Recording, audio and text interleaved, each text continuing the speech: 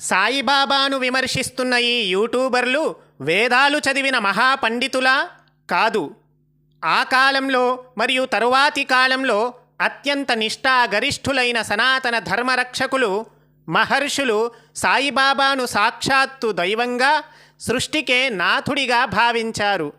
చరిత్ర పుటలు తిరగేస్తే ఈ సత్యాలు కనిపిస్తాయి. సనాతన ధర్మంలో ప్రపంచవ్యాప్త గుర్తింపు ఉన్న స్వామి శివానంద సాయిబాబాను ఒక గొప్ప సంత్ మరియు సిద్ధపురుషుడు అని బహిరంగంగా కొనియాడారు. సాయిబాబా పట్ల భక్తిని పెంపొందించుకోవాలని సూచించారు. కోట్లాది మంది భక్తులు ఆరాధించే అమ్మ సాయిబాబాను ఒక గొప్ప మహాత్ముడిగా కీర్తించారు. సాయిబాబా చూపిన అపారమైన కరుణ, ఆయన విశ్వప్రేమను ఆమె ఎంతో ప్రశంసించారు.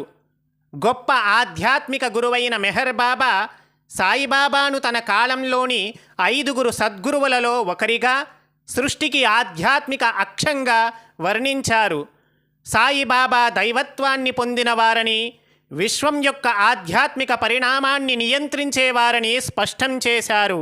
ఎంతో పేరుగాంచిన గొప్ప వైష్ణవ సాధువు అయిన షిరిడీకి వచ్చి సాయిబాబాను చూడగానే ఈ అమూల్యమైన రత్నం దొరకడం షిరిడీ చేసుకున్న అదృష్టమని పులకరించిపోయారు గంగాగీర్ మహారాజ్. బీడ్కర్ మహారాజ్ 1873లో షిరిడీకి వచ్చి సాయిబాబాను కలిసి అత్యున్నతమైన జగద్గురు అనే బిరుదును ఇచ్చారు. వాసుదేవానంద సరస్వతి స్వామివారిని టెంబే స్వామి అని కూడా అంటారు.